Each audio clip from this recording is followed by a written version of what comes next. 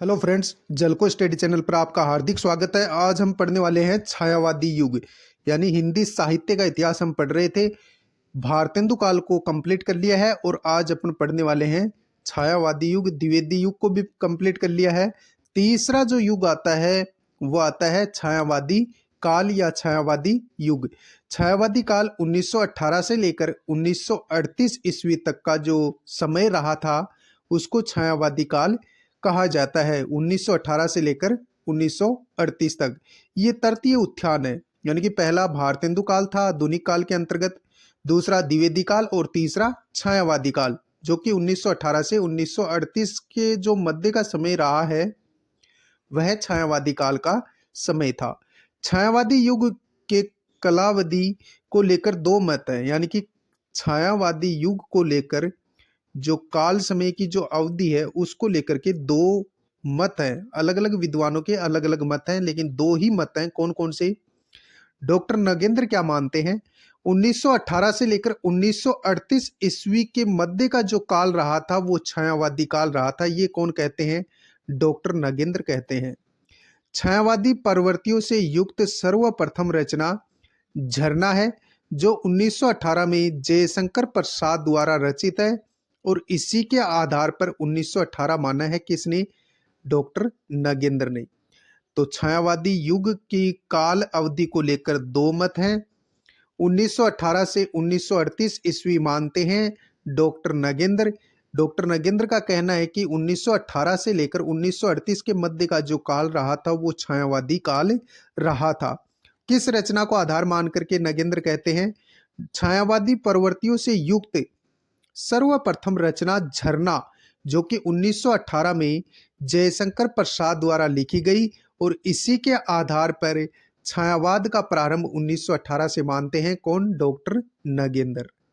अब दूसरा मत क्या है वो भी हम देखते हैं। दूसरा मत है युग का नामकरण श्री मुकुटधर पांडे द्वारा रचित हिंदी छायावाद रचना 1920 ईस्वी की है। लेकिन दूसरा जो मत है वो कहते हैं कि छायावाद का प्रारंभ 1920 से प्रारंभ हुआ था और इस युग में छायावाद युग का नामकरण यानी कि मुकुटधर पांडे की एक रचना है जो कि हिंदी छायावाद के नाम से रचित रचना है। किसकी? मुकुटधर पांडे की, जो 1920 में लिखी गई थी। तो दूसरा मत ये मानते हैं कि 1920 से छायावाद का प्रारंभ हुआ था। हिंदी छायावाद निबंध 1920 में जबलपुर की पत्रिका में छपा। हिंदी छायावाद ये निबंध था। हिंदी छायावाद नामक शीर्षक से एक निबंध था जो 1920 में जबलपुर की पत्रिका में छपा था। अतः एवं 1920 से छायावाद का प्रारंभ माना जा सकता है। अगला पॉइंट है महावीर प्रसाद द्विवेदी जी की सरस्वती पत्रिका के महावीर प्रसाद द्विवेदी सरस्वती पत्रिका के संपादक 1903 से 1920 ईस्वी तक रहे थे। तो इस आधार पर भी ये माना जाता है कि छायावाद का प्रारंभ 1920 से हुआ था। यानी कि हिंदी छायावाद निबंध था जो 1920 में जबलपुर की पत्रिका में प्रकाशित हुआ। अतएव 1920 से छायावाद का प्रारंभ माना जा सकता है। इसी प्रकार महावीर प्रसाद द्विवेदी जी की जो सरस्वती पत्रिका है जिसका संपादन यानी 1903 से लेकर 1920 ईस्वी तक किया था किसने? महावीर प्रसाद द्विवेदी जी ने। तो इस आधार को भी मान करके कि छायावाद का प्रारंभ वो 1920 से हुआ है, ये दूसरा मत है। आगे अपन पढ़ते हैं। छायावाद को छायावाद नाम मुकुटधर पांडे ने 1920 में शारदा पत्रिका जबलपुर में दिया था। छायावाद को छायावाद नाम देने वाले सर्वप्रथम कौन थे? मुकुटधर पांडे ने 1920 में शारदा पत्रिका जबलपुर में दिया था। छायावाद को छायावाद नाम देने वाले कौन थे? मुकुटधर पांडे, जिन्होंने 1920 में शारदा पत्रिका जबलपुर में यह नाम दिया था। अब छायावाद का अर्थ क्या है वो भी हम जानेंगे। छायावाद का अर्थ, छायावाद का अर्थ क्या क्या अर्थ है छायावाद का? छायावाद व रहस्यवाद एक ही है, चाहे इसको छायावाद बोल दो या रहस्यवाद बोल दो, दोनों एक ही हैं। अर्थात इनमें कोई तात्विक अंतर नहीं है, अर्थात इन दोनों में कोई अंतर नहीं है, चाहे छायावाद बोल दो या रहस्यवाद बोल दो, दोनों में कोई अंतर नहीं है। छायावाद अभिव्यक्ति की सूक्ष्मता और रहस्यवाद अज्ञात के प्रति जिज्ञासा है। छायावाद का क्या अर्थ है? छायावाद अभिव्यक्ति की सूक्ष्मता और रहस्यवाद अज्ञात के प्रति जिज्ञासा है। छायावाद शैली विशेष दार्शनिक अनुभूति है। छायावाद शैली विशेष दार्शनिक अनुभूति है। छायावाद प्रकृति में आध्यात्मिक सौंदर्य का दर्शन करता है। छायावाद प्रकृति में आध्यात्मिक सौंदर्य का दर्शन करता है, यानी छायावाद है वो प्रकृति में आध्यात्मिक सौंदर्य का दर्शन करता है। ये छायावाद के अर्थ हैं। फिर छायावाद की विशेषता भी पढ़ेंगे। छायावाद काव्य का जन्म द्विवेदी युगीन काव्य की प्रतिक्रिया स्वरूप हुआ। छायावाद काव्य का जन्म द्विवेदी युगीन काव्य की प्रतिक्रिया के स्वरूप हुआ था। द्विवेदी युगीन कविता विषयनिष्ठ, वर्ण प्रधान और स्थूल थी। द्विवेदी युगीन कविता विषयनिष्ठ, वर्ण प्रधान और स्थूल थी। अगला पॉइंट है छायावादी कविता व्यक्तिनिष्ठ, कल्पना प्रधान एवं सूक्ष्म है। छायावादी कविता व्यक्तिनिष्ठ, कल्पना प्रधान एवं सूक्ष्म है। छायावाद प्रकृति में मानव जीवन का प्रतिबिंब देखता है। छायावाद है वो प्रकृति में मानव जीवन का प्रतिबिंब देखता है। छायावाद आधुनिक युग एवं खड़ी बोली हिंदी का स्वर्ण युग है। छायावाद आधुनिक युग एवं खड़ी बोली हिंदी का स्वर्ण युग माना जाता है। आगे अपन देखते हैं, छायावादी युग में कल्पना प्रधान काव्य जरूर लिखा गया, लेकिन अति कल्पना का प्रयोग नहीं किया गया। छायावादी युग में कल्पना प्रधान काव्य जरूर लिखा गया, लेकिन अति कल्पना का प्रयोग नहीं किया गया है। मानवतावाद छायावाद का सर्वाधिक उज्जवल पक्ष माना जाता है। मानवतावाद छायावाद का सर्वाधिक उज्जवल पक्ष माना जाता है। छायावादी कवि पलायनवादी कवि की श्रेणी में भी आते हैं। छायावादी जो कवि हैं वो पलायनवादी कवि की श्रेणी में भी आते हैं, क्योंकि वे यथार्थ जीवन की कटुता से मुंह मोड़कर कल्पना लोक में विचरण करते हैं। छायावादी कवि पलायनवादी कवि की श्रेणी में भी आते हैं, क्योंकि वे यथार्थ जीवन की कटुता से मुंह मोड़कर कल्पना लोक में विचरण करते हैं। आगे अपन देखें तो महत्वपूर्ण पॉइंट्स हैं, इनको आप ध्यान में रखोगे, और महत्वपूर्ण बिंदु कौन कौन से हैं वो भी देख लेते हैं। इंपॉर्टेंट लगा करके लिखा है।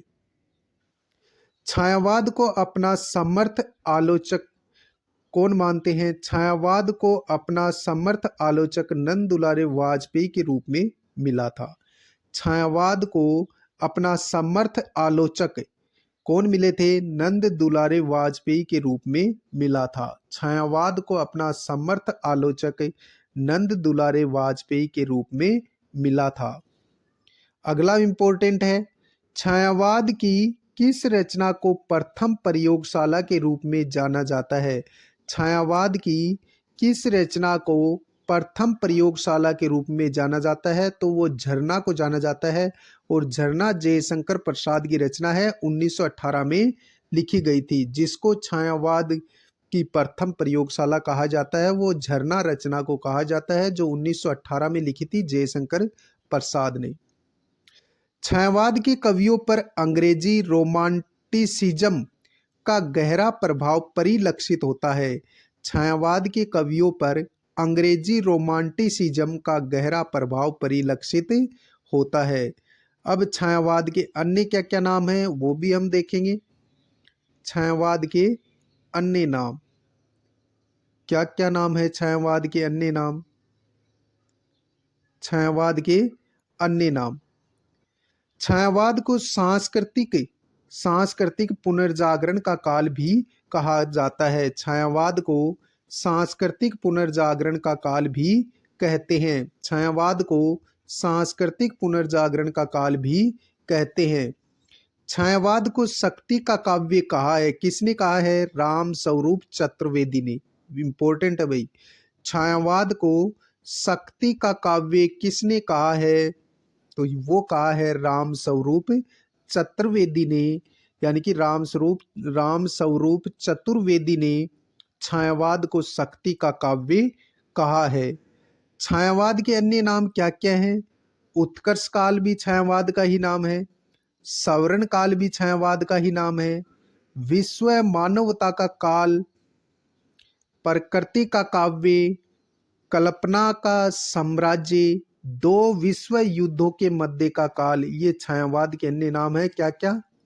उत्कृष्ट काल, सवर्ण काल, विश्व मानवता का काल, प्रकृति का काल, कल्पना का साम्राज्य, दो विश्व युद्धों के मध्य का काल, ये छायावाद के अनेकों नाम हैं। आगे अपन पढ़ेंगे छायावाद की प्रमुख विशेषताएं। छायावाद की प्रमुख विशेषताएं, छायावाद काल की प्रमुख विशेषताएं, और विशेषताओं से एक ना एक क्वेश्चन जरूर पूछा जाता है। तो पहली विशेषता है सांस्कृतिक चेतना की उत्कृष्ट अभिव्यक्ति। सांस्कृतिक चेतना की उत्कृष्ट अभिव्यक्ति। दूसरी विशेषता है खड़ी बोली हिंदी को रागात्मक प्रदान करना। यद्यपि काव्य भाषा के पद्य पर खड़ी बोली कविता द्विवेदी काल में ही प्रतिष्ठित हो गई, लेकिन वह रागात्मकता सरस ना बन सकी। इस ऐतिहासिक कार्य को छायावाद ने पूर्ण किया। तीसरी विशेषता है प्रकृति और मनुष्य के बीच रागात्मकता संबंधों की प्रतिस्थापना हुई। तीसरी विशेषता क्या है? प्रकृति और मनुष्य के बीच रागात्मकता संबंधों की प्रतिस्थापना हुई थी।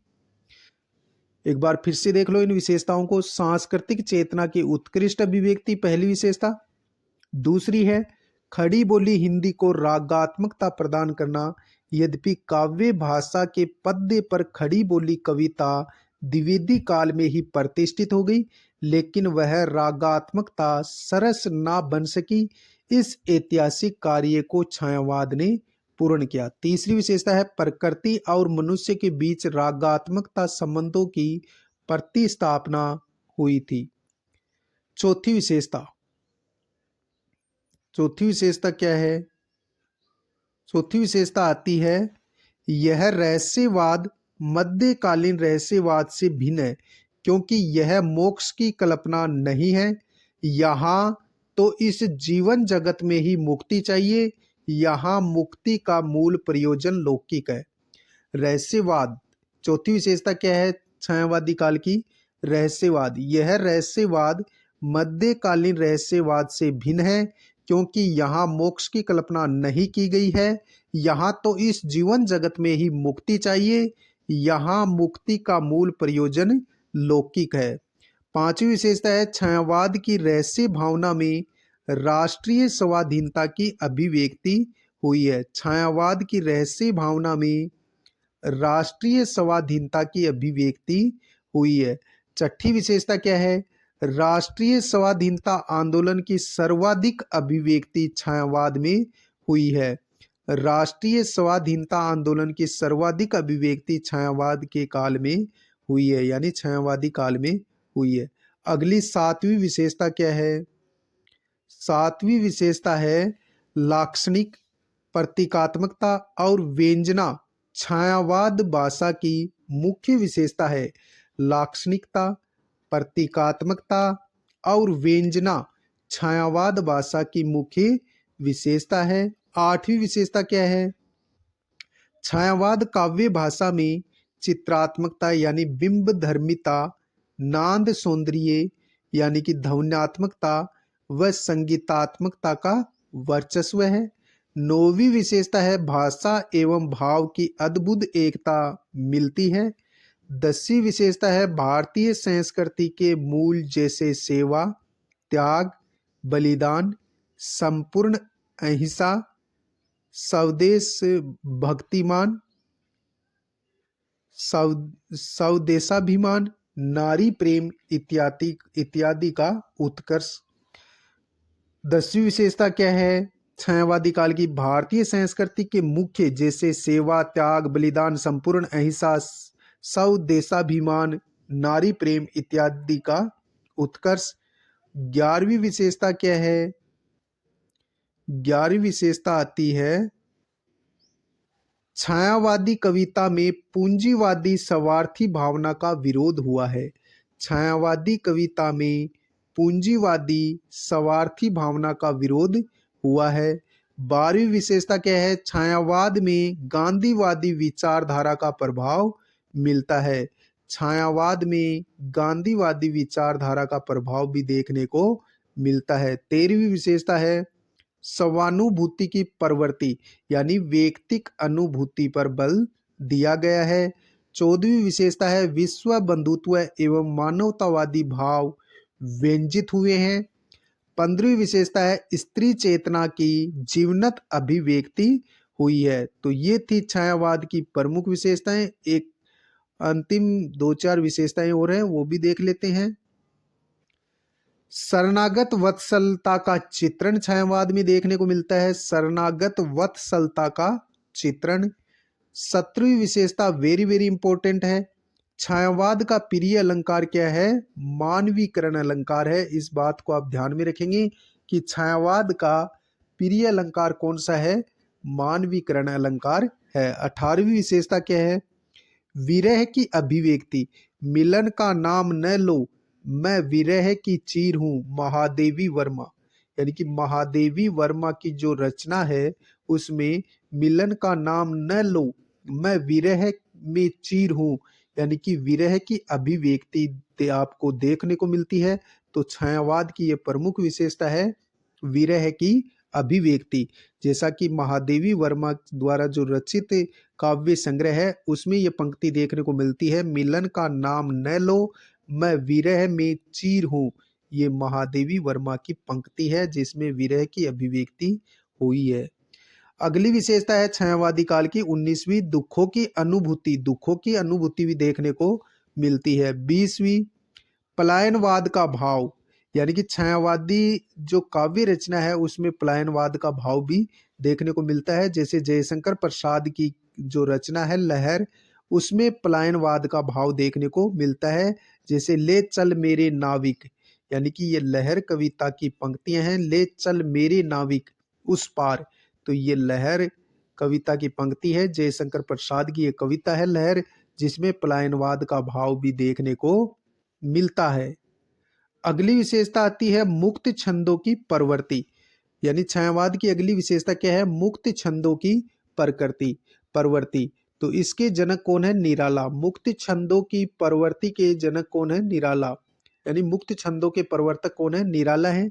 लेकिन छायावाद की ये प्रमुख विशेषता है मुक्त छंदों की प्रवृत्ति।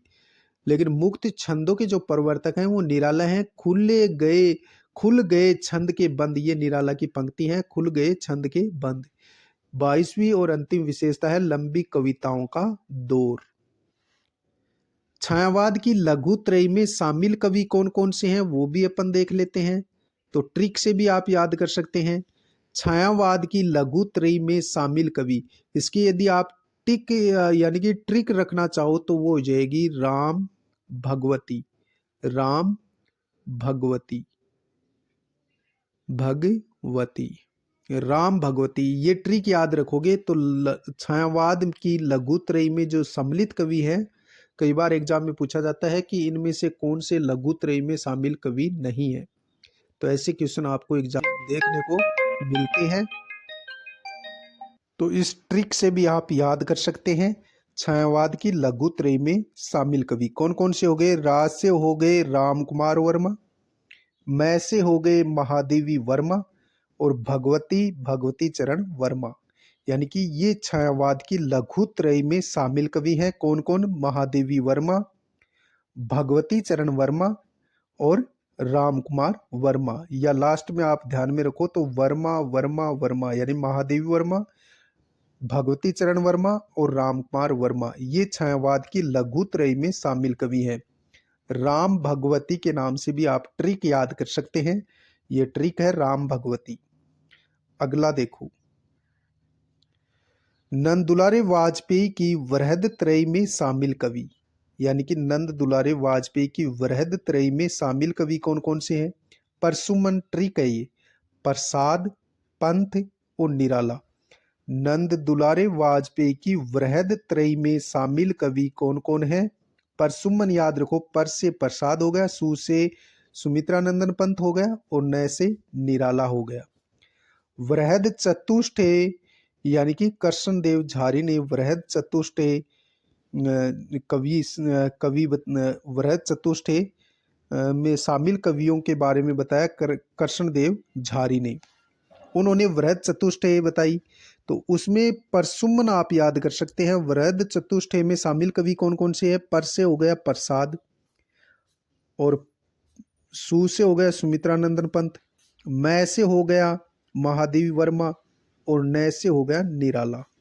यानी प्रसाद, पंत, निराला, महादेवी, प्रसाद, पंत, निराला, महादेवी, ये वृहद चतुष्टय में शामिल कवि हैं। प्रसाद को यानी छायावाद का बर्मा कहा जाता है, छायावाद का विष्णु सुमित्रानंदन पंत को कहा जाता है और छायावाद का महेश निराला को कहा जाता है और छायावाद की शक्ति और दुर्गा महादेवी वर्मा को कहा जाता है। छायावाद का बर्मा प्रसाद है, छायावाद का विष्णु सुमित्रानंदन पंत को कहा जाता है और छायावाद का महेश यानी कि निराला को कहा जाता है और छायावाद की शक्ति और दुर्गा किसे कहा जाता है? महादेवी वर्मा को कहा जाता है। अब अपन पढ़ेंगे छायावाद के चतुष्टय कवियों पर दार्शनिक प्रभाव, यानी छायावाद के 4 कवि हैं मुख्य तौर पर और उन पर यानी कि दार्शनिक प्रभाव किनका और क्या प्रभाव पड़ा। 4 छायावाद के कवि हैं मुख्यतः, कौन? महादेवी वर्मा, जयशंकर प्रसाद, सूर्यकांत त्रिपाठी निराला और सुमित्रानंदन पंत। ये छायावाद की वृहद चतुष्टयी के कवि हैं।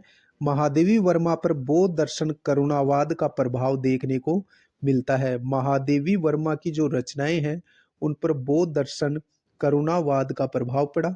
जयशंकर प्रसाद पर प्रतिभिज्ञ दर्शन समरसतावाद का प्रभाव पड़ा।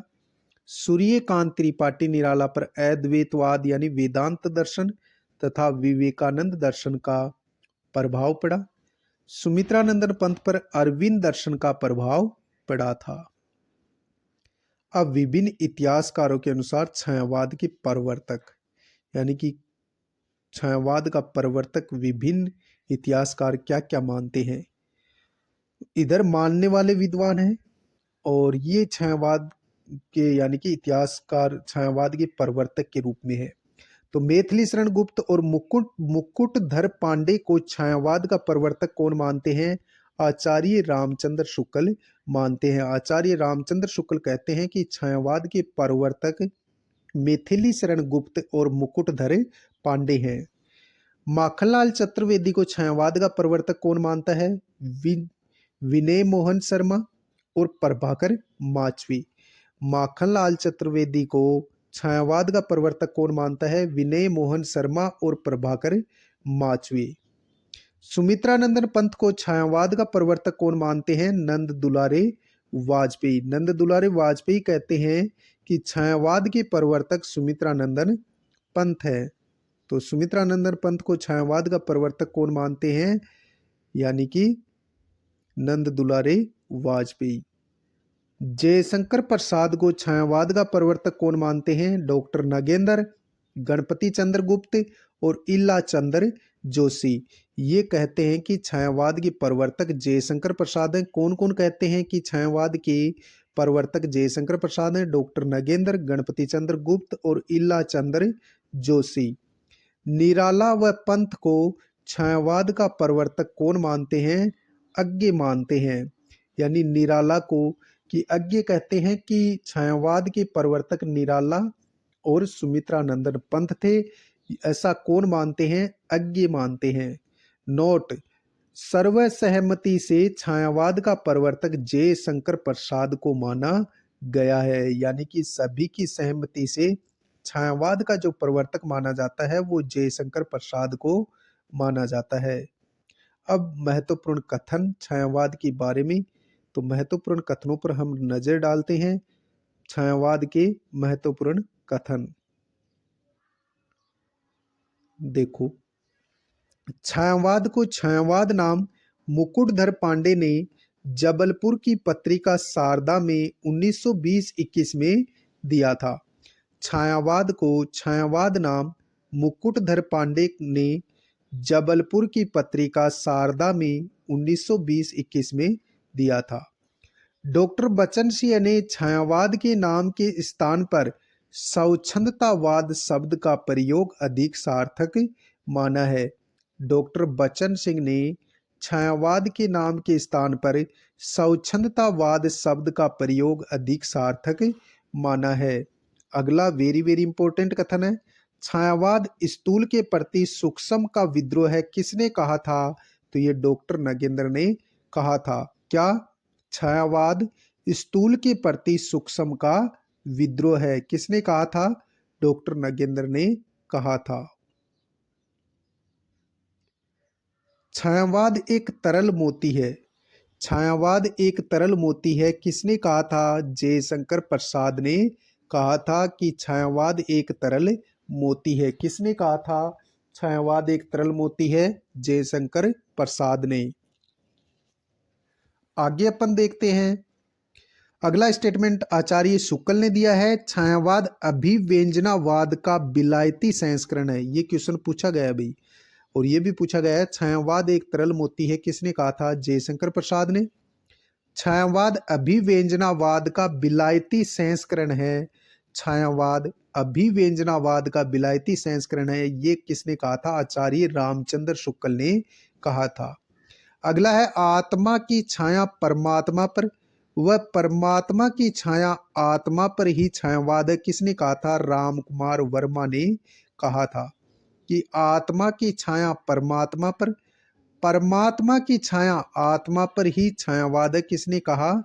राम कुमार वर्मा ने कहा था। अगला पॉइंट है, यह आंदोलन एक विचित्र जादू बनकर आया, जिधर देखो उधर एक मुट्ठी गुलाल बिखेर दी। ये कथन किसने कहा था छायावाद के बारे में? रामधारी सिंह दिनकर ने। क्या कहा था?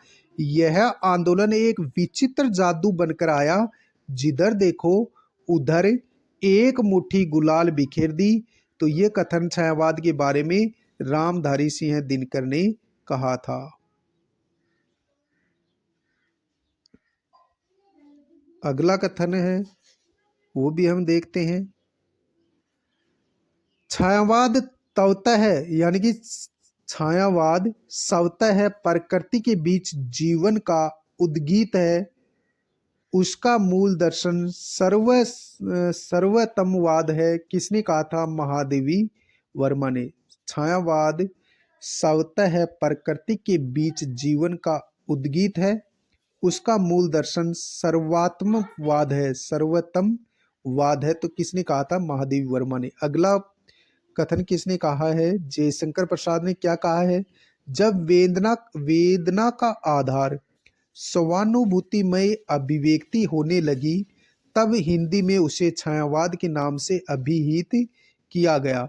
जब वेदना का आधार स्वानुभूतिमयी अभिव्यक्ति होने लगी, तब हिंदी में उसे छायावाद के नाम से अभिहित किया गया, किसने कहा? जयशंकर प्रसाद ने।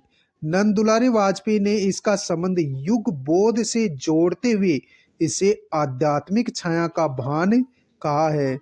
नंद दुलारी वाजपेयी ने इसका संबंध युग बोध से जोड़ते हुए इसे आध्यात्मिक छाया का भान कहा है।